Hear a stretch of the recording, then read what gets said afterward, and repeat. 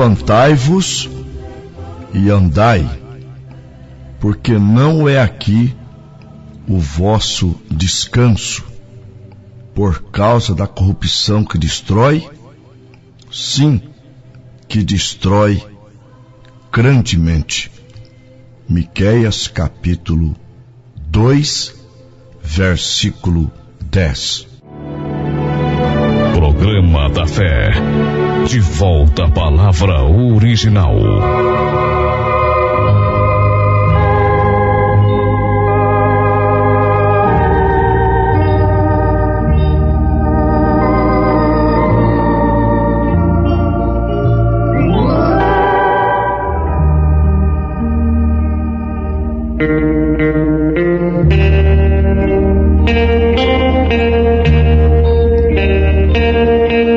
Ouvintes, a paz de Cristo seja convosco.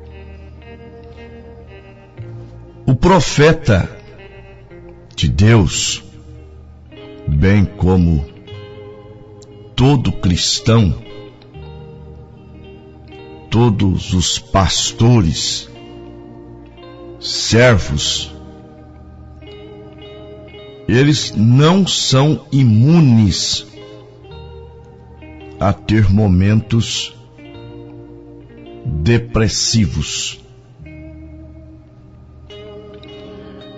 Um exemplo disso foi Elias.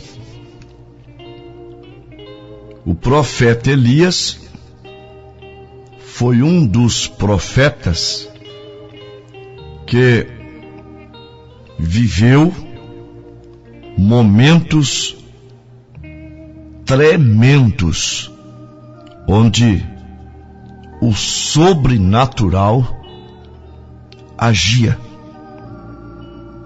Por exemplo, no primeiro livro dos Reis, do capítulo 17, do verso 1 ao 23, ele determina aquela seca avassaladora contra Israel. Mas, milagrosamente, ele não sofreu aquele flagelo, pois Deus tinha lhe sustentado com corvos garçons, e ele bebia do ribeiro Querite. Secando o ribeiro,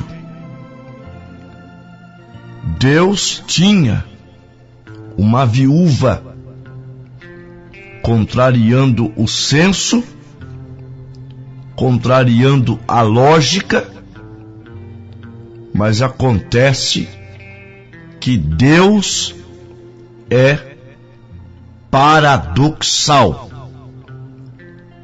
O que é um paradoxo? É algo contrário à lógica, à razão, ao senso comum. Por isso que nós temos que andar pela fé e não pela vista. Segunda carta aos Coríntios, capítulo 5, versículo 7. Porque andamos por fé e não por vista. E a fé é o firme fundamento das coisas que se esperam e a prova das coisas que não se veem. Aos Hebreus, capítulo 11. Então a fé, ela não precisa de ver. Ela não precisa ver para crer. Ela crê para ver. Deus poderia se ele agisse na lógica, na razão, preparar uma mulher rica, o empresário, mas ele preparou uma mulher pobre, viúva, que não tinha nem para ela. E o que Deus disse para Elias precisaria da fé de Elias e da fé daquela mulher, pois Deus o levou a uma casa que não tinha nem para eles. E o profeta pede primeiro para ele, mas a mulher creu no assim diz o Senhor que saiu da sua boca. A farinha da panela não se acabará, e o azeite da botija não secará, até que Deus mande chuva sobre a face da terra. Momentos sobrenaturais. O problema vinha, mas Deus supria. As aflições vinham, Deus os livrava. Salmo 34, versículo 19. Muitas são as aflições do justo, mas Deus o livra de todas. Agora, depois dele viver mais um momento triunfante, no capítulo 18, ele desafia os 450 profetas de Baal, os mata, e logo no capítulo 19, ele se fragiliza ante a ameaça de uma mulher. Vejam bem, passou pela seca, falando diretamente a Acabe, foi sustentado pelos corvos, sustentado pela viúva, até ressuscitou o seu filho, mata os profetas de Baal e se fragiliza, se acovarda ante a ameaça de uma mulher. Não é estranho isso? Está no primeiro livro dos Reis, capítulo 19. E Acabe fez saber a Jezabel tudo quanto Elias havia feito e como totalmente matara todos os profetas à espada. Então Jezabel mandou um mensageiro a Elias a dizer-lhe: assim me façam os deuses. Ela era uma pagã.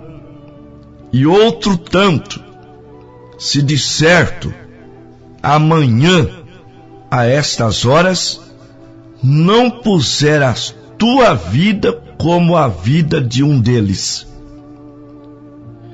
O que vendo ele se levantou para escapar com vida,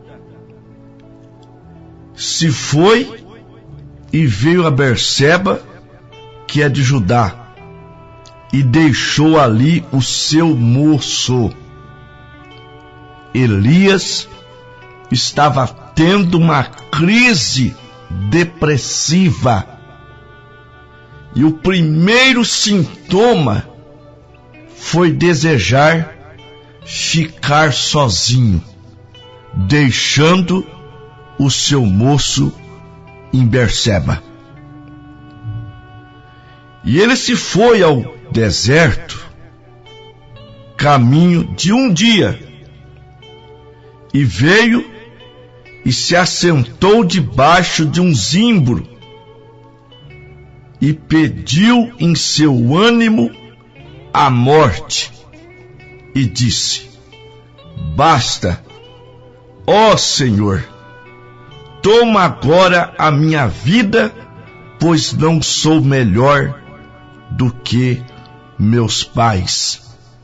E deitou e dormiu debaixo de um zimbro.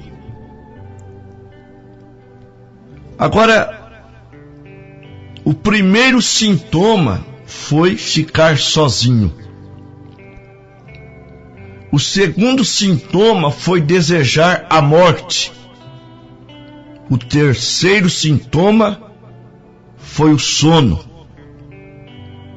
A pessoa, quando está depressiva, ela quer ficar sozinha. Ela quer dormir. E há casos que o isolamento não basta. Ela deseja até mesmo a morte. Mas, por que Elias teve essa crise depressiva, sendo que Deus lhe havia dado tantas vitórias? É porque Elias pensava que aquela guerra contra os profetas de Baal, vencida, o povo dizendo só o Senhor é Deus, colocaria fim nos seus problemas, fim na sua luta. Mas ele estava enganado, como eu posso estar dizendo a pessoas que estão totalmente enganadas a esse respeito. Eu li Miqueias capítulo 2, versículo 10. Levantai-vos e andai-vos, porque não é aqui o vosso descanso, por causa da corrupção que destrói, sim, que destrói grandemente. O nosso descanso não é aqui. O nosso descanso é o arrebatamento, é as bodas do Cordeiro, é o milênio, é a eternidade, coisas que estão por virem.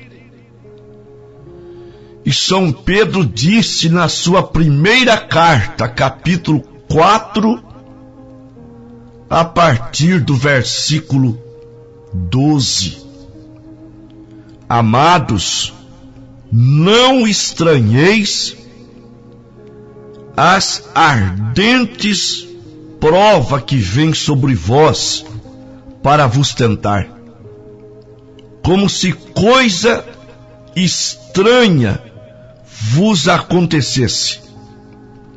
Mas alegrai-vos no fato de serdes participantes das aflições de Cristo, para que também na revelação da sua glória vos regozijeis e alegreis. Se pelo nome de Cristo sois vituperados, bem-aventurados sois, porque sobre vós repousa o Espírito da glória de Deus. Que nenhum de vós padeça como homicida, ou ladrão, ou malfeitor, ou como o que se intromete em negócios alheios, mas se padece como cristão, não se envergonhe, antes glorifique a Deus nesta parte. Ouvintes, devemos considerar que o diabo vive ao nosso derredor, bramando como leão, buscando a quem possa tragar. Primeira carta de Pedro, capítulo 5, versículo 8. O nosso descanso não é aqui. E Deus permite a luta, mas nunca Ele deixa ela ser tão grande que você não suporte. Primeira carta aos Coríntios 10, versículo 13. Não veio sobre vós tentação senão humana, mas fiel é Deus, que não vos deixará tentar acima do que podeis. Com a tentação, Ele dá o escape para que possais suportar. Elias, debaixo do pé de zimbro, lamentando-se, Deus enviou a ele um anjo com um pão assado na brasa e uma água fresca na botija. Deus nunca deixa o seu servo, sua serva, sucumbir. Com aquele pão assado na brasa, com aquela água da botija, Elias caminhou 40 dias e 40 noites até Horebe, até o monte de Deus, quando Deus fala com ele, dizendo-lhe que ele tinha mais missões para fazer. Ele tinha que ungir Azael, rei da Síria. Ele tinha que ungir a Jeú, rei de Israel, e também a Eliseu, filho de Zafate, para ocupar o seu lugar, quando ele sairia em grande estilo de cena, isto é, ele seria arrebatado com carros e carruagens de fogo. Oh, meu irmão, minha irmã, sai desse pé de zimbro agora mesmo. Levanta a tua cabeça, caminhe para Horebe. Deus quer falar contigo e Ele já está te falando.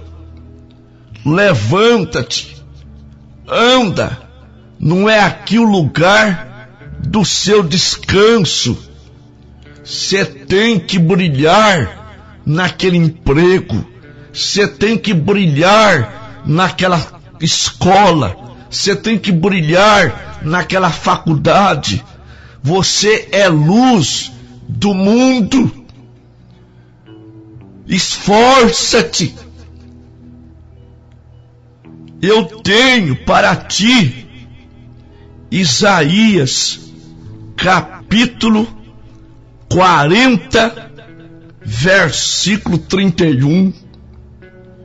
Mas os que esperam no Senhor renovarão suas forças, subirão com asas como águias, correrão e não se cansarão, caminharão e não se fatigarão.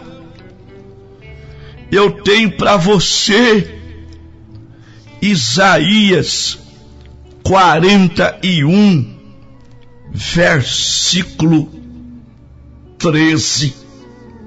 Porque eu, o Senhor teu Deus, te tomo pela tua mão direita e te digo: não temas, que eu te ajudo. Levanta a tua cabeça, sai desse pé de zimbro para ter mais uma vitória. E depois desta vitória, você terá mais luta, mas você terá mais uma vitória, mais outra e mais outra. Aleluia! Deus é contigo. Deus é contigo, minha irmã, meu irmão, jovem. Deus é conosco, em nome de Jesus Cristo.